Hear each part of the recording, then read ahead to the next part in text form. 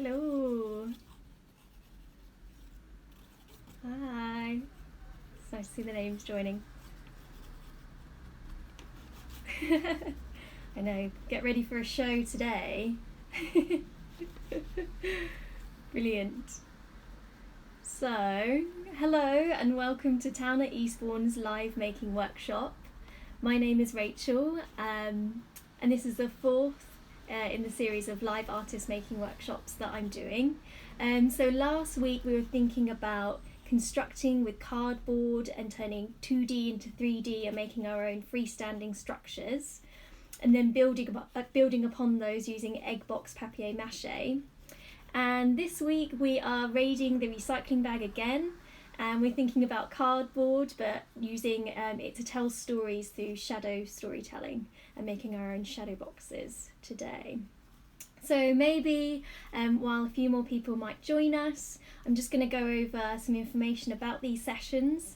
So they're all part of the #MakeshiftStudio project, which is a simple making challenge set by the Towner team each week using materials and equipment that you'll probably find at home already.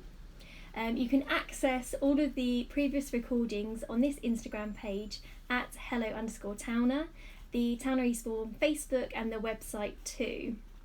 So this is very dramatic, this session, and that's because this week's making prompt is Cast a Shadow.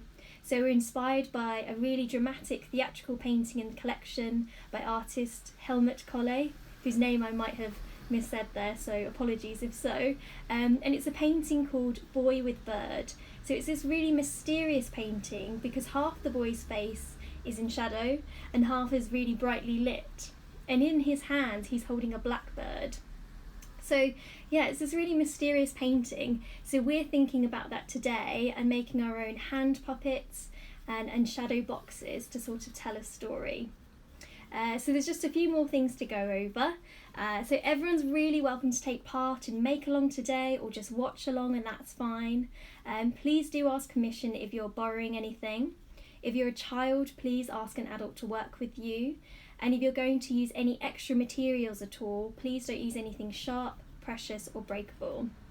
So if you've got any comments to add as you started already, I'm really excited about this one too.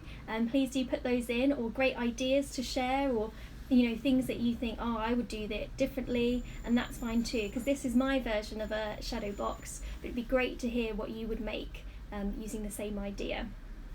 So maybe let's get started. Okay, so this puppet's going to fly off into the distance. And if you missed last week's session, we were thinking about cardboard constructions. So this is what we were making last week. So they're freestanding cardboard constructions. So you can sort of think about how all these different skills sort of build up together. Right, I'm going to turn off my theatre light. So my face is back to normal lighting there, and put my shadow box to one side. So we'll just go over the materials that you're going to need for this activity and maybe come up with some alternatives as well. The most important thing is a box. So I've got a shoebox here, the base of a shoebox, but you might have other sorts of boxes and that's fine. This is probably the smallest that I would go, just because if you're going to start cutting out your own hand puppets, that could get really, really tiny, which might be tricky to cut. But that's my advice to you. So I've got a shoebox here. We're also going to need scissors today, and a sharp pencil, and a blob of sticky tack, or like an old dry sponge will work as well. That's for protecting our work surface. I need a ruler, got one of those, and baking paper. So that's because this paper is lets quite a lot of light through, and it's something that you might have at home already. But if you've got other sorts of thin paper, that'll work too. Just maybe light coloured paper will work the best. That shines light through. I've got some tape here. I've got masking tape, but other tapes will work. Some scrap cardboard. And the final thing, so that's for right at the end, we need a light source. So I've got this bar light here, but you might have a different thing. You might have a lamp that you can use or borrow. You might have a little torch. Sometimes phones have torches on them. I've also got a bike light. So, you know, there's lots of different options there within that. So let's get started, shall we? So first of all, we're going to make our shadow box. So I'm going to clear a little bit of space for myself. I've got a bit of room to work in. So the first thing to do is get your blob of blue tack or your old dry sponge, and I'm just going to carefully put that underneath the corner of my box here, like so. Then get my sharp pencil, and I'm poking a hole about 2 centimetres away from the edge. So, can you see here? So that's my first hole there. And I'm going to do that on all of the corners quite quickly. So, yeah, the point of the blue tack is just to protect our work surface.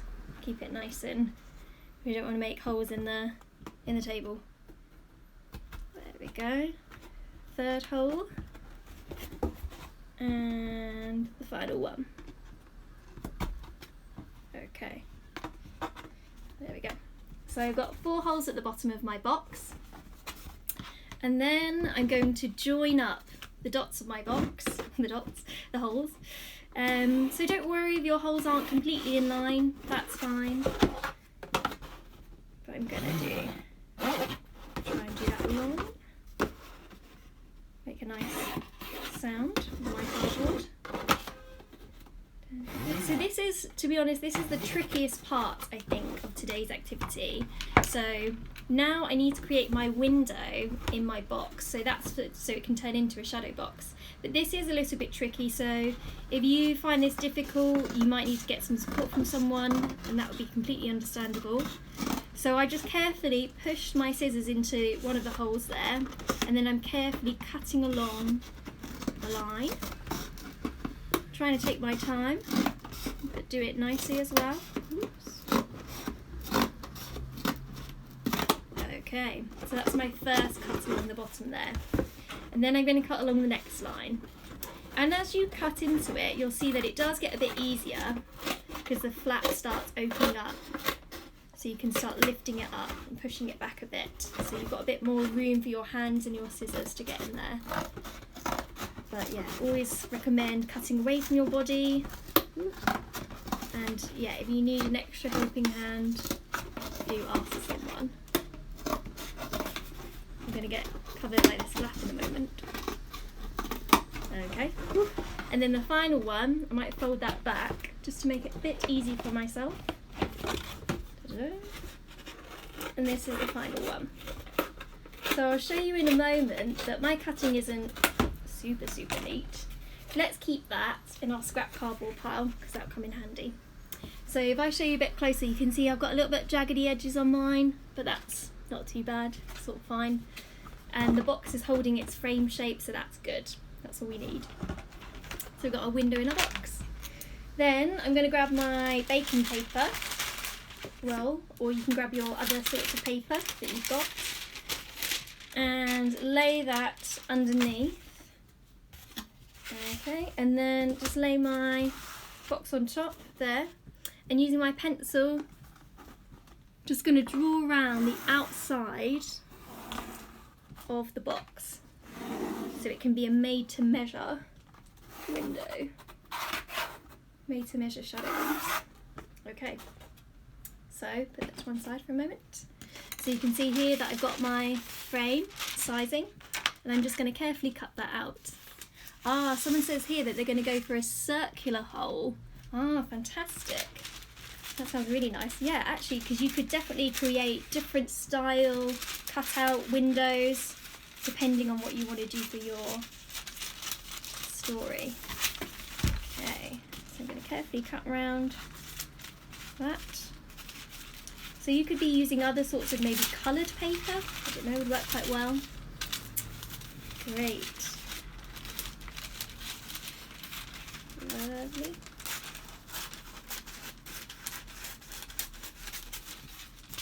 There we go.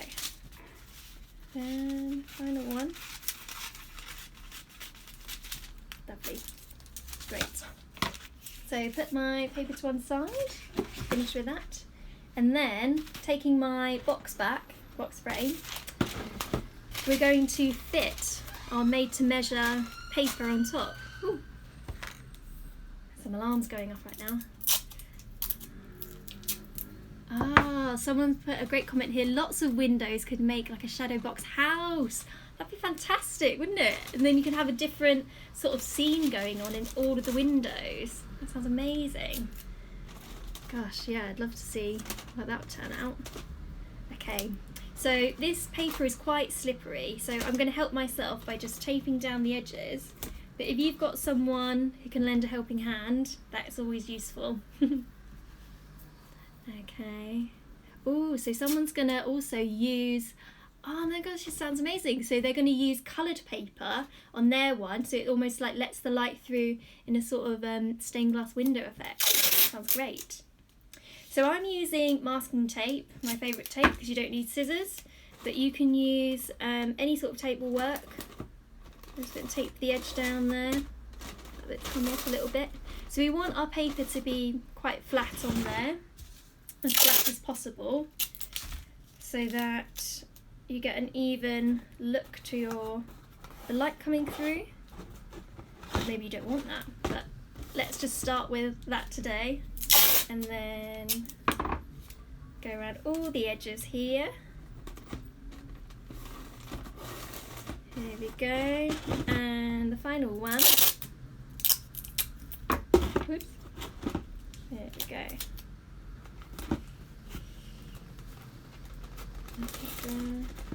Okay, there we go.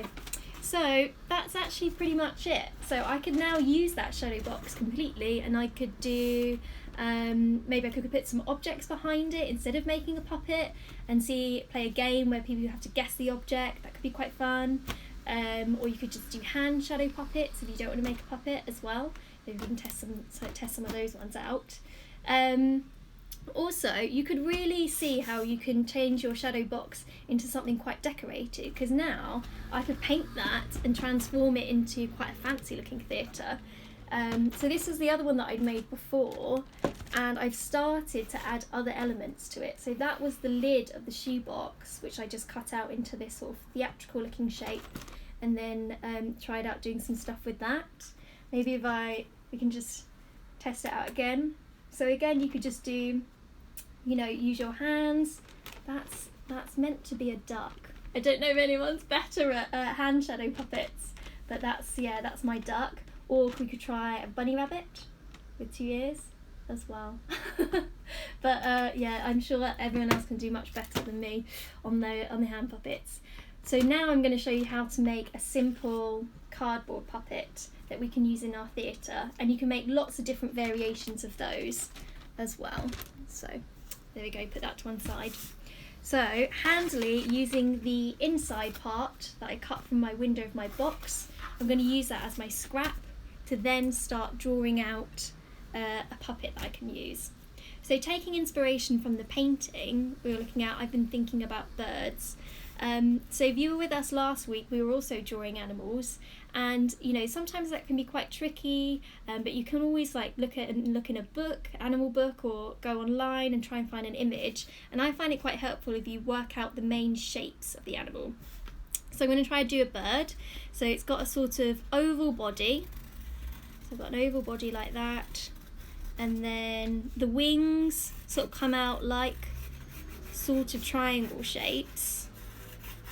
And then the head is a bit pointy, again maybe like a triangle for the beak, and then the tail can be a bit like a triangle as well. So that's just a really quick version of a bird there, and then I'm going to cut around that outline.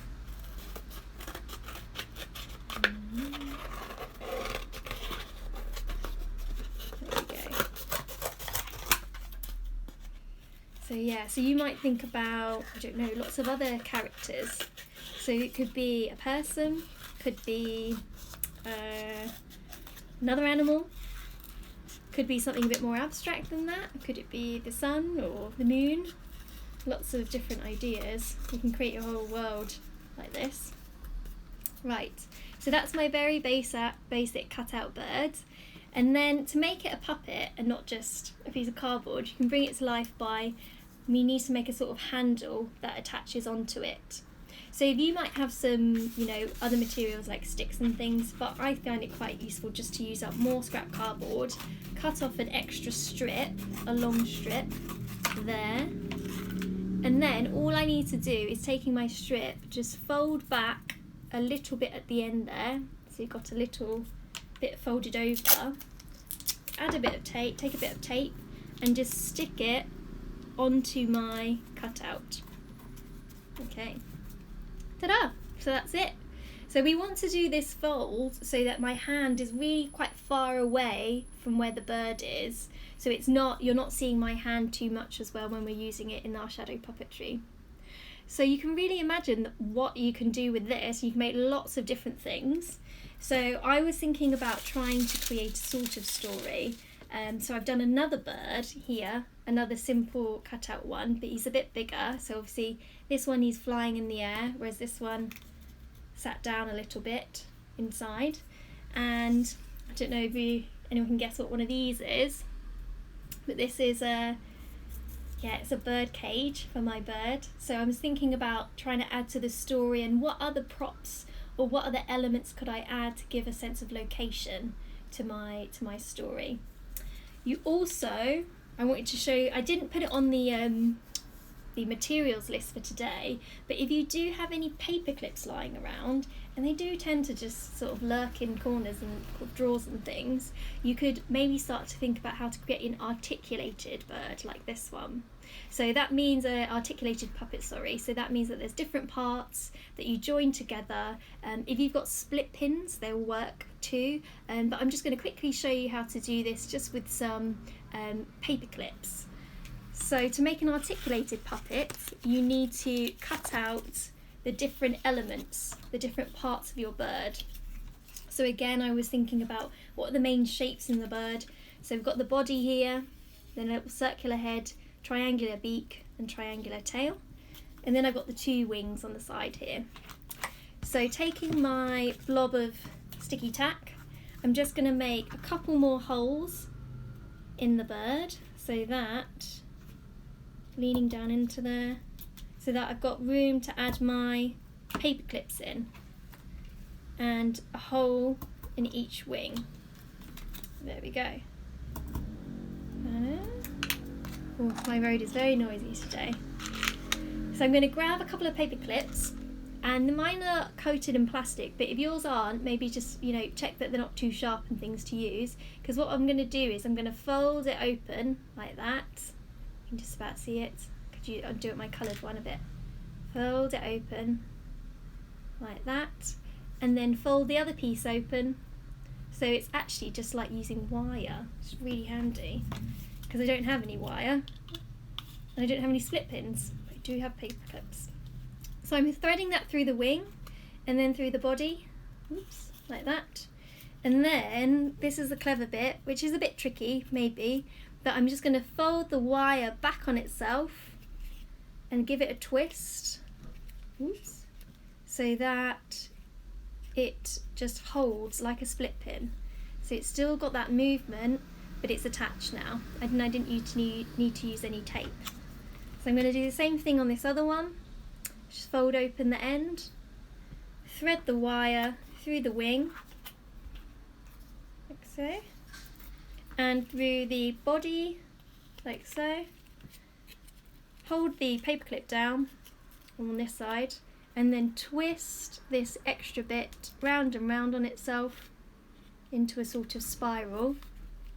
So again, you've got another wing that's attached, but they can move like that. Grab the extra bits of my cardboard.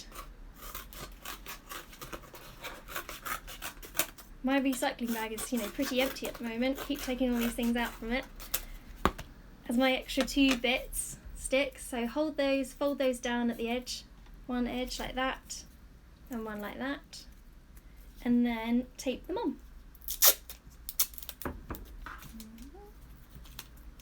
Maybe a bit bigger tape. There we go. There we go. So I'm going to tape it onto the wings, so that then they can move and I can direct them a little bit. Great, so let's give that a little test. So you're going to have more time to do yours if you want to do one like this and really think about the movement and the shapes of it. But I'm quite pleased with that because that only took like a few minutes. But you can really see how you could start to create like loads of different characters and add those into the story. But this puppet needs both my hands to use it. So you can sort of think about that and think about what happens at the different stages of the story so that you've got different things happening. So I'd like to give it a go and see what you think about the beginnings of my puppet show. So I'm just going to make a little bit of room. So if you're really going to present this or do this properly, I'd probably, want it to be a bit darker in this room, but obviously can't really do that right now. And I need you to be able to see what we're doing. But imagine it's darker, more theatrical. So I'm going to use my light on my lap. But you also could use something like a bike light or a torch. And if anyone's got a sweet tooth like me, you'll see that I've put these sweet wrappers on it, because then it adds quite like an interesting colour. And someone had mentioned maybe drawing on the paper to get the colour, but you could also really play around with light and see what sort of colour effects you could get with your light. So I'm just going to turn my bike light on. Oh, it's going to go flashing. Okay. And then you can see here, if I cover it in my sweet wrapper, then I get this quite nice, intense, sort of like quite nice sunsetty view.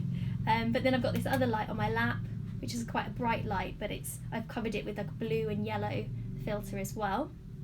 And then I might start using my puppets that I've made. I'm going to add in that to my story. We could even start to think about how to create our own set. So these were the freestanding pieces from before, so that I've got one hand with this and one hand with this, I can only do so much, and add that into the story. Or also then think about, you could even maybe, let's make it a bit pink and dramatic like this. We're going to become more pink. Yeah. You could even add in your other elements, so that I don't really need to hold, it can stand up on its own as well. And I could have my little character popping in, the bird popping in to the cage, and see how it's going in there. You could even start adding in your hand, maybe, as a sort of thing as well. Maybe lift my bird out from the cage. Cage has come down. Oops. Start thinking about that, adding that into the story. I might continue doing this, and then it'd be great to see what other people come up with and other people make in their stories. I found some quite interesting. There was a nice comment about maybe something like with a spaceship or something like that as well. Could be really fun. Someone's put a great comment on here as well. It'd be great to do a shadow performance to music. Yeah, so I hadn't even thought about sound. You could definitely add in all these different elements really to bring your story to life too. So that sounds great. So if anyone does make anything that they'd like to share, please do tag us so we can see that. So tag us at hello_towner, or add the hashtag makeshift studio as well. But please don't take any pictures of people unless you have their permission first to put on there. The next workshop is Thursday again at 2 p.m. If you've missed any of this, or you want to look at it and pause it at a slower pace, the recordings will be available on this Instagram, on the website, and the Facebook as well. And there's also a downloadable making guide so that you can see all the different steps on there too. But thank you so much for taking part. It's been really fun. And I hope to see you next week as well. It'll be brilliant. Okay, well, have a lovely rest of the day. Bye.